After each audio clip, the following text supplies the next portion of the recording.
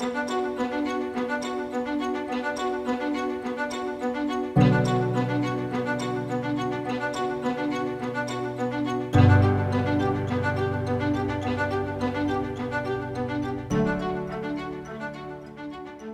folks, this is Mike Dobbs, your host for Government Matters here on FOCUS Springfield. And yes, I have the same outfit on that I did for the previous episode.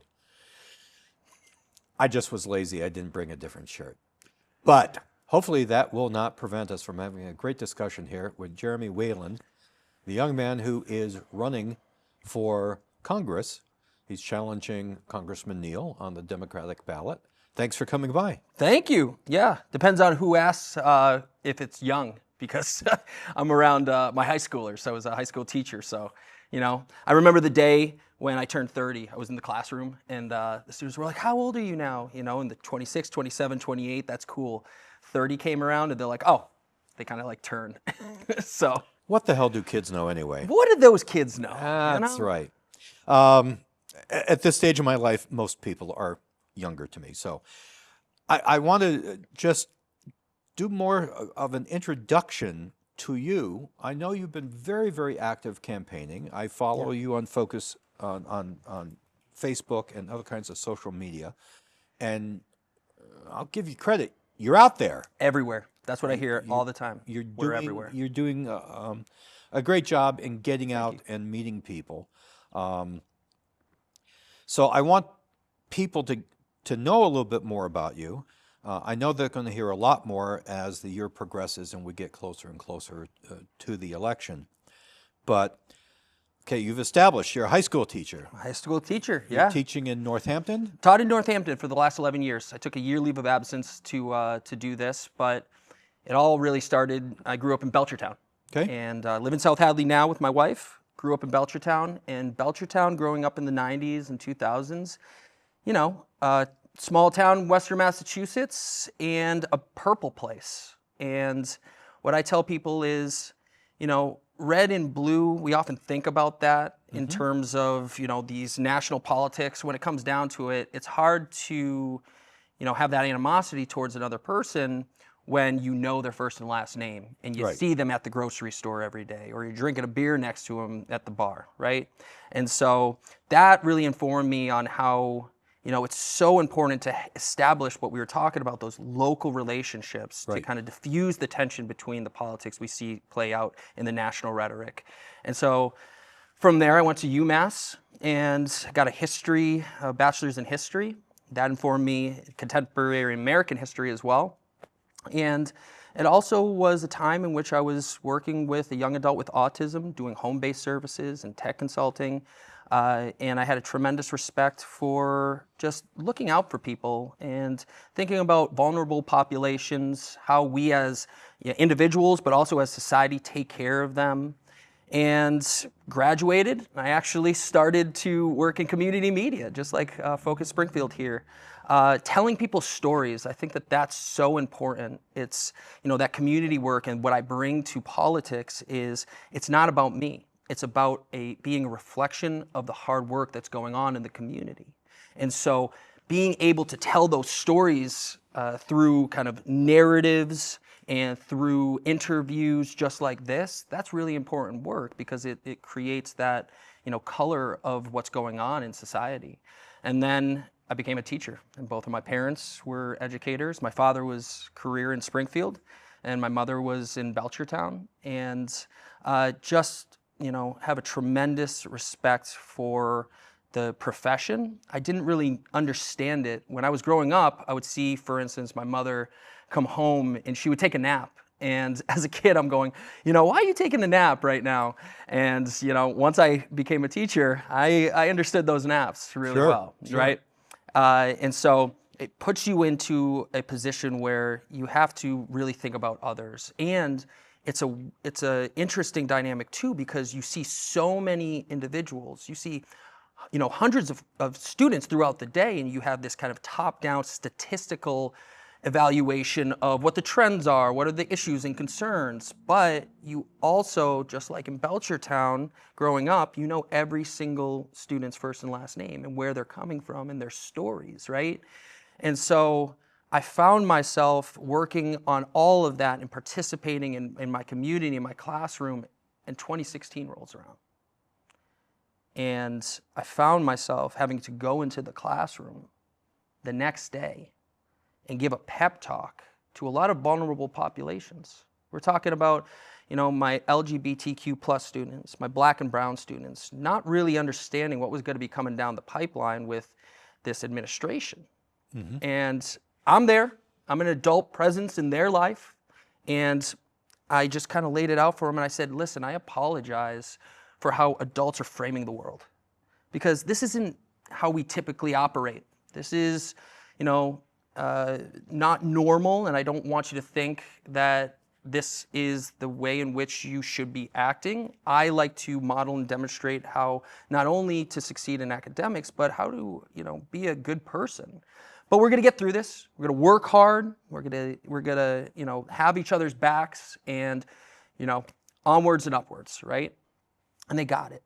And it was, a lot of, thankful emails from parents and students alike, and it soothed some anxieties. But in the back of my mind, I'm going, how the hell did we get here? And who the hell allowed this to happen?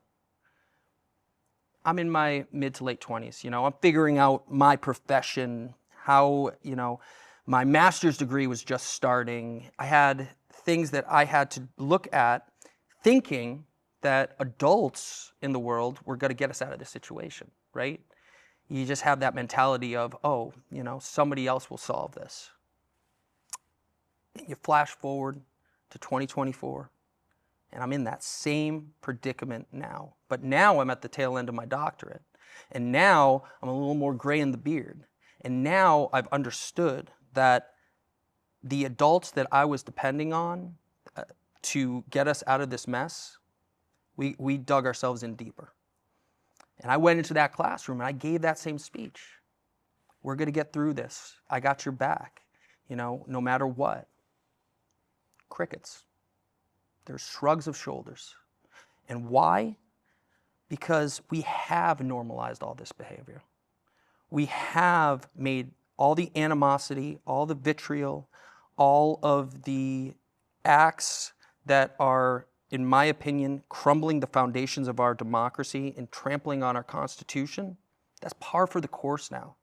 And we've set that tone and allowed that tone to manifest and masticate. And I just looked around and I said, I can do the best I can for my classroom, for my community, for my friends and family. But if I'm not getting help from the top, it just makes it harder. And then I thought, if it's hard for me as an educator, what about everybody else? What about our healthcare professionals? What about our tradespeople? What about, my students that are graduating and now finding themselves trying to find jobs and try to come back and get that American dream and those opportunities that other generations have had? And I went back and I asked myself the same two questions. How the hell did we get here again? And who allowed this to happen? I had been bouncing around the valley, just living in different places. So, Amherst and Northampton and Westfield. And I was bouncing in between Massachusetts District 2 and Massachusetts District 1. In Massachusetts District 2, Jim McGovern, who I have a tremendous respect for.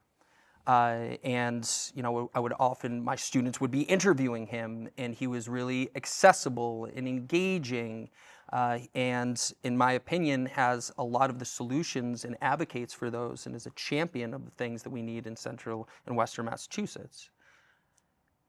And when I settled down in South Hadley, finally, I looked at what we had here.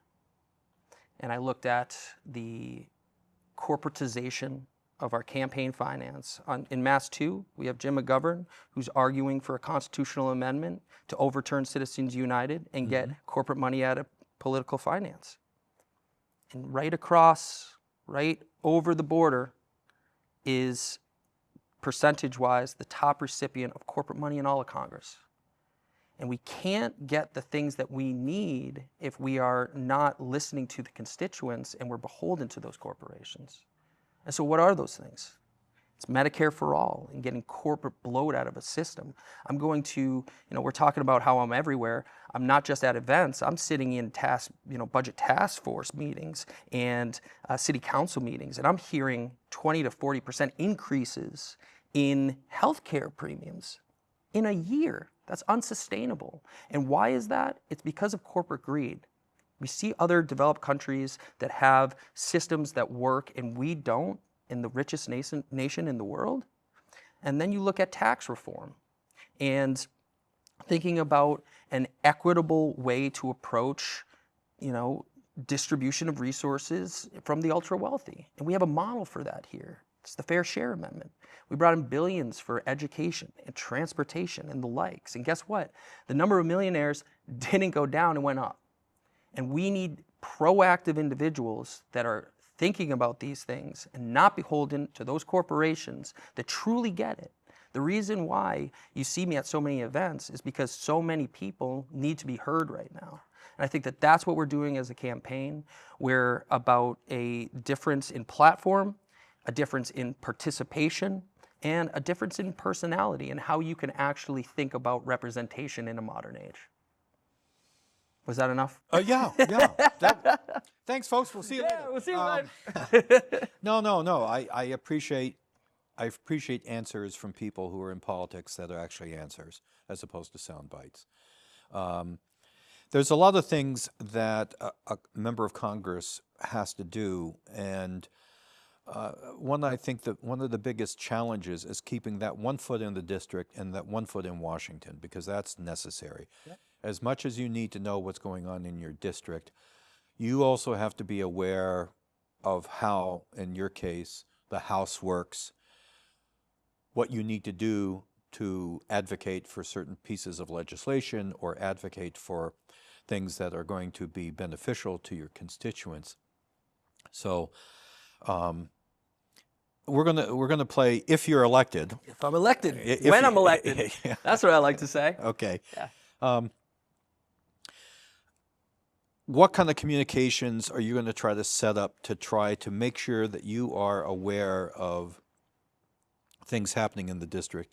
This district is very interesting because it includes the Berkshires, which is Berkshire County, yep. And the 4 western counties of western Massachusetts definitely have similarities, but there's also big differences because most of Berkshire County, of course, is pretty rural.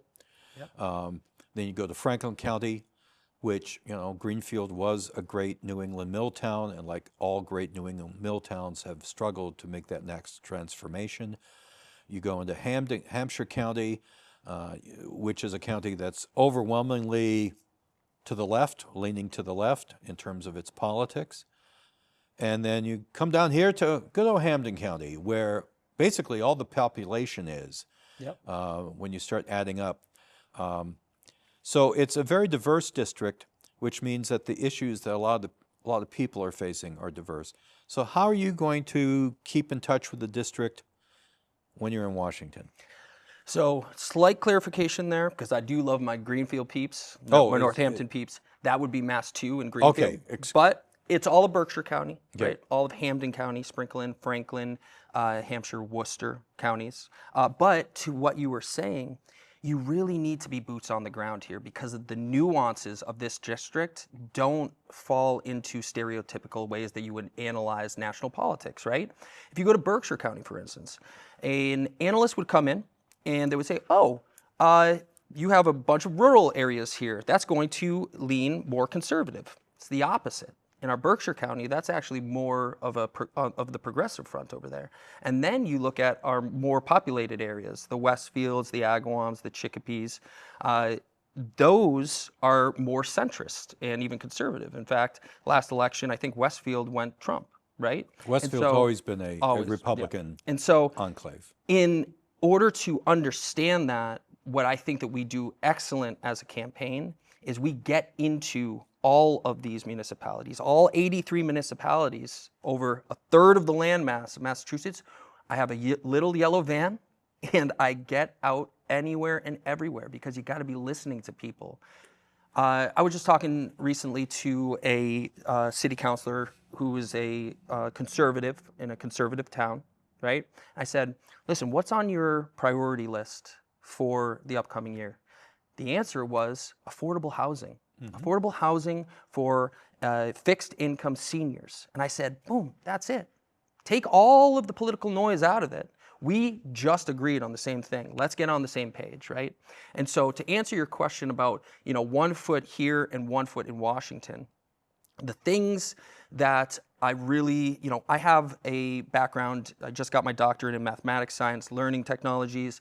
I know how to navigate studies, and I can apply those same techniques to, legislation. I'm going to attach myself at the hip to Jim McGovern because he's a tremendous wealth of knowledge. And I can learn from, AOC and the likes because they've also at this point cut their teeth for years at this point, right? And they espouse the same ideologies. I can learn that. You can't learn going around and talking to people in the district and caring. That's, I think, the difference of what we're talking about, right? And so you can have, I've seen it in education. You can have the most information possible and still be a bad teacher because you're not developing those relationships. You're not approaching the kind of pedagogy in a caring and compassionate way that can take that information and digest it and give it into relatable terms, right? The legislative part that I can learn that and I will learn that fast. The pieces that I'm missing, those components, you can't learn caring about the people and your constituents. And so the other thing about this is that I have a background in technology. I'm from a generation that embraces that. So even if I'm in Washington, Zoom exists. I was teaching during emerging remote teaching, and I am constantly in conversations with people all the way in North Adams and Williamstown. If I'm not there for a couple of months, I am a text away, an email away, a call away, because that's what it takes. It's exhausting and it's hard work, but that's what it takes to represent. As you're talking to people, what are they saying to you are their biggest concerns? We talked about affordability, and when we break that down, it's really housing, healthcare, and utilities. Those, we could talk at length about a lot of different things, but we are really under an economic assault in this country, and those are the things that I hear about the most. And the solution, the other part of this is that when we talk about, for instance, West-East Rail, whenever we do get that, because we've been waiting for a long time, that is going to shift higher incomes that we've already seen from COVID, from Boston and Worcester over into Western Massachusetts, and those high income earners are going to increase housing prices, right? And so that is on the horizon, and we really need to think about, creation of affordable housing, education, and prioritizing educational budgets. Districts are hurting across this district. In my town, for instance, South Hadley, we're looking at a Prop 2.5 override of in excess of $3 million that would still lead to layoffs of teachers. There's tiers of $3, $6, and $9 million overrides. That's unsustainable. We need help from the federal level. And speaking of that, when we think about Springfield, we had to go through the headache of clawing back $47 million for education. And so the connecting of the dots, what I think the solutions are here is really, like I said, being embedded on the ground level, connecting the dots between municipal, state, and federal, something that we don't have going on right now, and fighting like hell to make sure that we're prioritizing the right things and the municipalities are able to sustain themselves with relief and help, because the budgets are breaking right now. We're experiencing the burning of it right now. We're facing, as a state, a lot of issues. And of course, you're running for Congress, so I want to make sure what I say is that we understand that there's a separation about how these problems and issues are tackled. We are now the third most expensive state in the United States for energy costs. Hawaii and California are the only two states more expensive. We are seeing more and more people leaving Massachusetts, mainly because of affordability issues. We're seeing businesses not consider moving here, again, because of affordability issues, but particularly because of the energy costs. It's a real challenge. On one hand, we're an education capital for the world. People come to Massachusetts for education from all over this planet. Of course, that is changing dramatically now too, Yep. because of federal attitudes. So I guess what I'm trying to get at here is that we've got some really what I call fundamental issues, because where to live, how to pay for the energy to keep you warm, these are really big issues. If you're elected, are you going to try to work on issues like this with state and local officials? I mean, there's certain things state and local officials can do that you as a member of Congress can't do, and you flip that. There's things that you can do that they can't do. So how important would be to identify issues, go after them on a very much a holistic background politically and involving local people, state people? I think that that's the most important thing that we're doing, is we're establishing the relationships that in the void of not having that connection on the federal level, we have come in, established relationships on the municipal and state level, and now we truly understand the needs to then, support from a national standpoint. And I'll give you an example. We're talking, one of the things that I'm a big proponent of is the Green New Deal. But the Green New Deal gets lost in the abstraction of what that would be, right?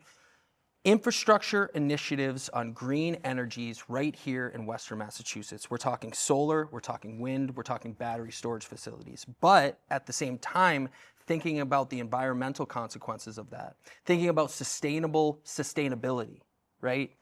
So I was just actually talking to some officials in Agawam. Agawam is getting a battery storage facility. And the idea of having a battery storage facility is great, but that is not a energy creator. It's an energy storer to use at times in which there's higher peak demand and the likes.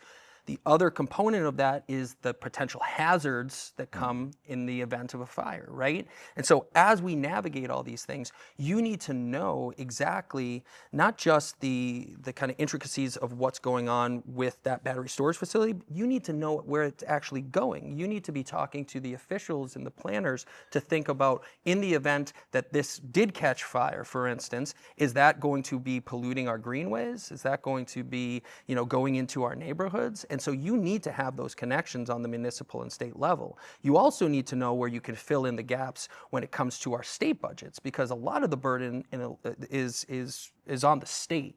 And so when you see these, these grants coming in for parks and recreation and all of these other little things, small business, and it's coming from the state, well, where can you plug in with community development block grants? Where can you plug in with that relief that can come from on the federal side? And how hard are you advocating for a prioritization of funds to go towards those things? We're sitting here, for instance, arguing about billions of dollars going to ICE. Mm-hmm. I argue that we need to abolish ICE, think comprehensively about immigration in a human, way, but I think about those billions of dollars going back into our communities and investing in infrastructure, investing in green initiatives, investing in education and the things that we need, rather than going to terrorizing our streets. And I think that that's a fundamental difference of where we are and where we could be that I offer in the advocacy of this position. Well, yeah, I agree with you.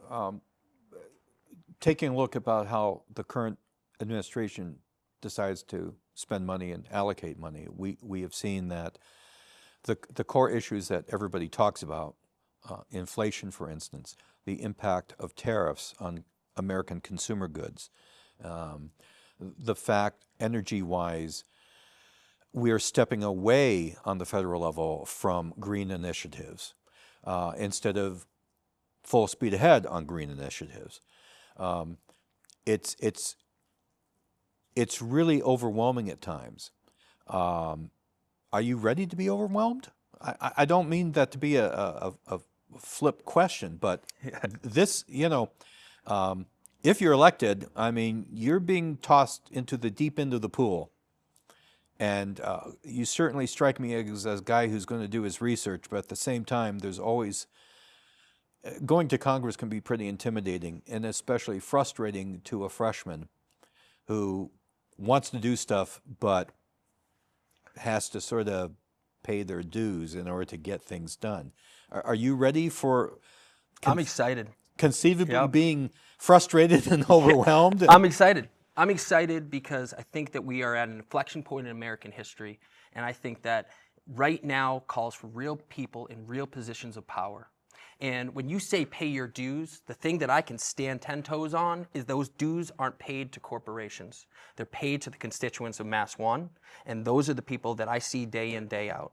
And so when I think about what could be exhausting or overwhelming of the process of going down to Washington, I think it's exhausting and overwhelming and burdensome to sit in a room with lobbyists that gave you money to get into that position. Right. And I am free of all of that. In fact, what I tell people is that I took a year leave of absence. The September 1st is the Democratic primary. I'm going to win this. In the event that I don't, I could literally walk into the classroom the very next day to a classroom of students that love me, a community that appreciates me, and an entire region in Western and Central Massachusetts of people that know that my heart has always been in the right place and I'm here for the right reasons. And so I can take that mentality and I can go to Washington with no burdens on my back, and I can get the job done. Okay. Time to do a plug. If people are interested in what they're hearing here today, where are you on the web? How do people get a hold of you? Yeah.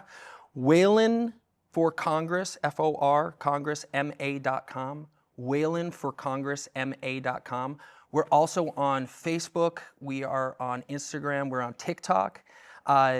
Those are the places that we really have been forming a community, because the other part of all of what we're creating here is also politics is using a platform to uplift, right? If you look at what we put on social media, for instance, it's pictures. I take my camera around and I take pictures of community events and all of this stuff because it's about uplifting people.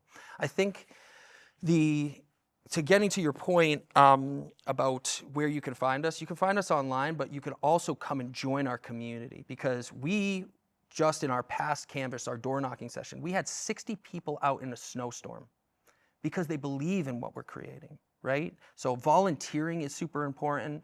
We're a grassroots organization. We do things on that front, but showing up is everything. I always say my biggest opponent and our biggest opponent in times like this, it's not it's not the current congressman. It's not even the corporate money that backs him. It's the failure of people to have something to believe in. We're giving people something to believe in, right? In a time that they need it most. And so connecting on our socials, on the website is how we do this and how we do it together. Jeromie, thank you very much for coming in today. Yeah, and thank you for local journalism. Local journalism is the lifeblood of informing our communities on things. You're not going to have a top-down national media front talking about, municipal ongoings in Springfield or the likes. This is really and truly where all the information that I like to advocate on behalf of our communities come from. So you've been doing it for a long time. Thank you to FOCUS Springfield too. You're the ones that make this happen. The hard work that you put in, that's amazing. So thank you for having me. Thank you much. Yeah. And folks, thank you for watching another edition. I said edition again. Steve Carey is going to hate me. Episode of FOCUS Springfield's Government Matters.